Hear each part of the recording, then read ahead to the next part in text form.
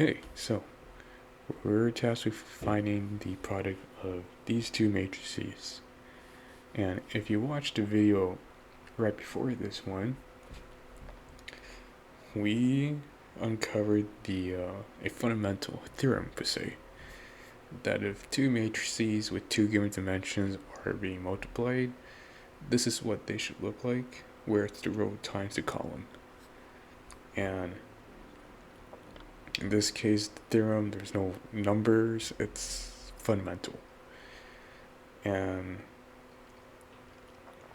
based on our numerical assessment, we're given matrix A, matrix B, where the former is defined as a 3 by 2 matrix, and the latter is a 2 by 2 matrix. And based on the theorem, we should know that the product of two given matrices is the row of the first matrix times the row of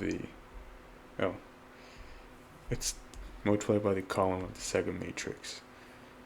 And therefore, we should be able to predict that the product of A and B should be a 3 by 2 matrix. At least we know the dimensions of it. So, now that we know what it should look like, let's go over the mechanics of the product. So let me just draw out our matrix. We have matrix A multiplied by matrix B. Now the product, we're going to denote it as something unique. And we're going to denote it as C11. The 1 is not 11, it's actually row 1, column 1, because we're going to take the product, and you're going to see how that can help us in the future. And the next input will be C12, then C21, C22, C31, and C32. Once again, the numbers indicate the position of a given matrix. Can you think of something similar to that manner? One example is a point on a graph, really. Okay, so we have our C values identified. Now let's go over the bare mechanics of multiplying two matrices. We're going to take the first row of matrix A and multiply it by the first column of matrix B per the subscript in the first input of the product. And as a result, C11 is equal to -1 times -3 plus 3 times -4, which is equal to -9. And voila, now it's our first input of the matrix. Now, let's say we were to move on to C12. What would that look like exactly? Well, it'd be in the first row of matrix A times the second row of matrix B. And that ends up looking like this, where we have -1 times 2 plus 3 times 1. And ultimately, our sum comes to 1 for C12. Now that you know the inner mechanism when it comes to taking the product of two matrices, can you deduce the rest of the products? and I really hope you do, because we're gonna get these values right here.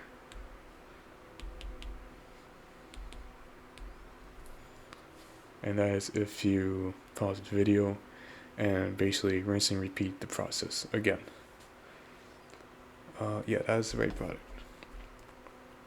So once again, if we were to go back here, we follow the pattern where the product of two matrices, the product's dimension is going to be the first row of the first matrix times the first row, or times the column of the second matrix. And yeah, that's pretty much it, really. So we understand that for the product of two matrices, to be defined, the number of columns of the first matrix has to equal the number of rows of the matrix. That is, these two. Let me use a different color. These two n values have to be the same. However, and if the n values are not the same, then the product of those two matrices will be undefined. Okay. Can't you take the product of these two matrices given fundamentals and what it can and cannot be? To answer that question, let's begin by assessing the dimensions of both matrices. The first matrix is a 2 by 3.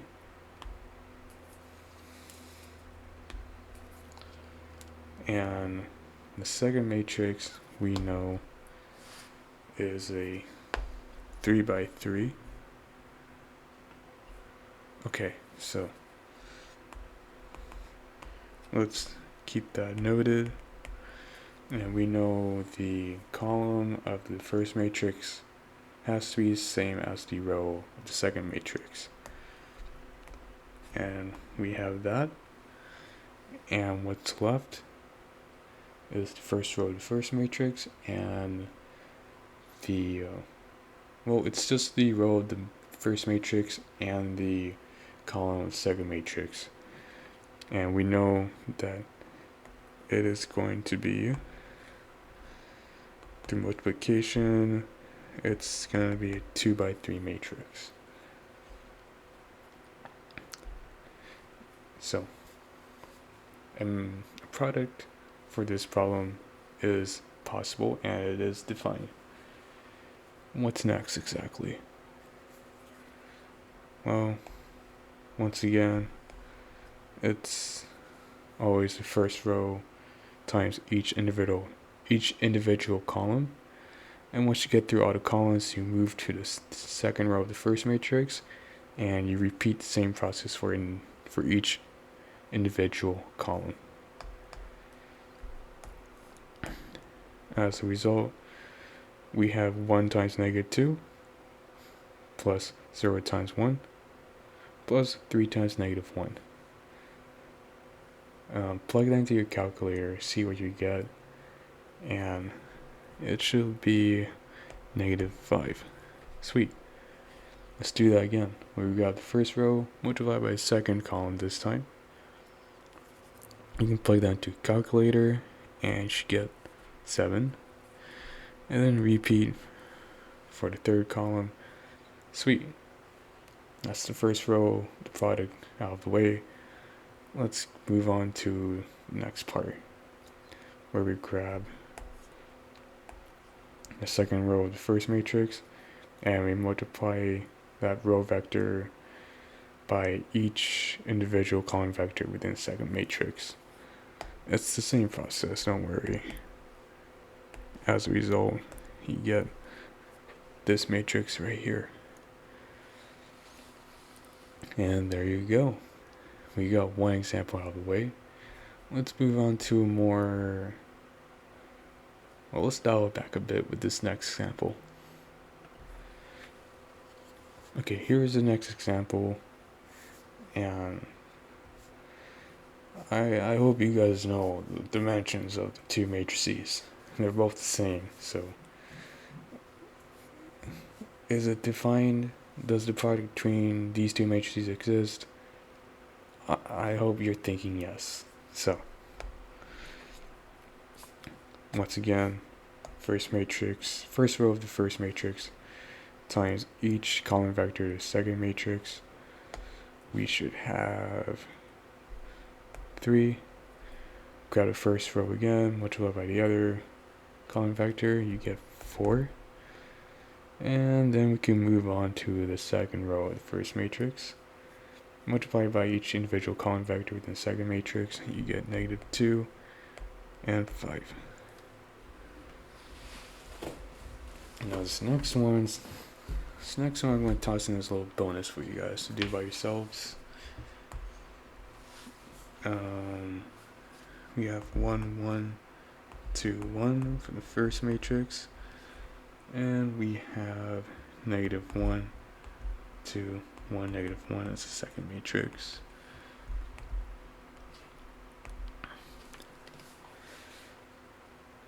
Go ahead and pause the video and work to math out yourself. Let me know what you guys got. And by the time you guys are done, your matrix, the product should look like this. Alright. Now, side note. We have this matrix right here is unique. And do you know what it is? You know what a matrix is called when it consists of zeros and ones? We usually call that the identity matrix. Let's just keep that in mind. It's going to matter when we dive deeper into linear algebra. Okay, this next one is a little gnarly. We're given two matrices, where one has the dimension of 1 by 3 and the other one is a 3 by 1. And we have 3's in their appropriate places, so we know a product is possible. However,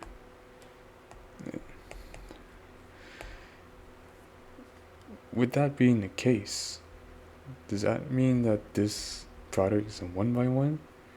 And yes it is. You can end up with a 1 by 1 product for multiplying two matrices. And it's just one swift calculation, and that ends up being 1. Okay, guys. Since we're all building up a certain kind of confidence, this next example is the same as the last one, but I switched the two positions. What's it gonna be?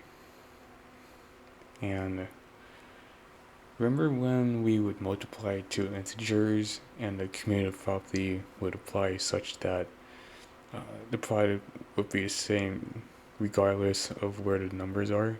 So 2 times 3 is equal to 3 times 2. Does the commutative property apply when you're multiplying matrices? If you need help answering that question, feel free to assess the dimensions of each matrix in this problem. So, this is a 3 by 1 matrix, and we know that this is a 1 by 3 matrix. We have 1's in their appropriate places, but hold on, whoa. We have 3's. We have a 3 in the first matrix as the row, and we have another 3 in the second matrix as columns. Therefore, our matrix ends up being a 3 by 3 product. Surprise, surprise, the commutative property does not apply to matrix multiplication.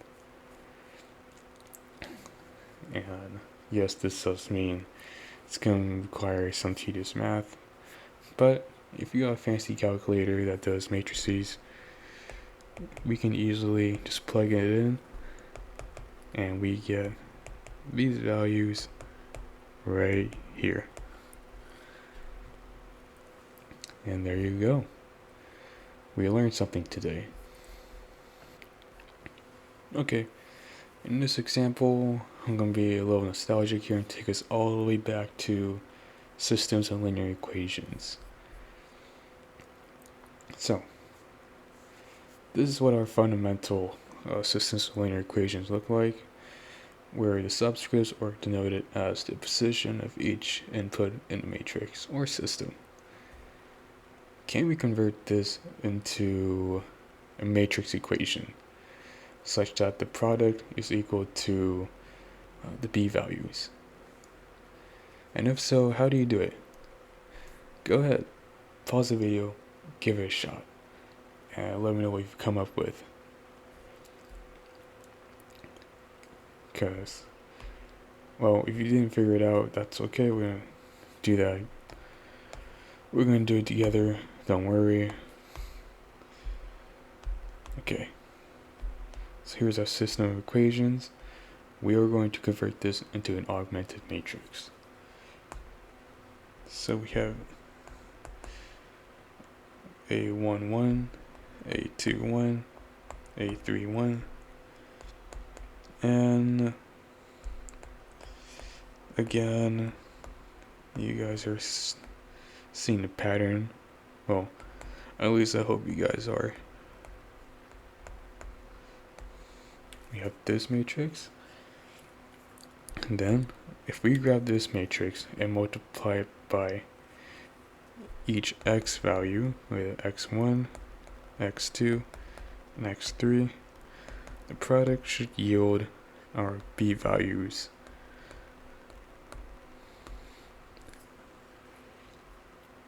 And there you have it. This is our matrix equation, where it is simply just ax equals b, where a is the coefficient matrix of the system and x and b are our column matrices. And there you have it. We have just wrapped up taking the product of two matrices, and we managed to travel back in time to apply what we have just learned to systems of linear equations. Bravo, everyone. Bravo.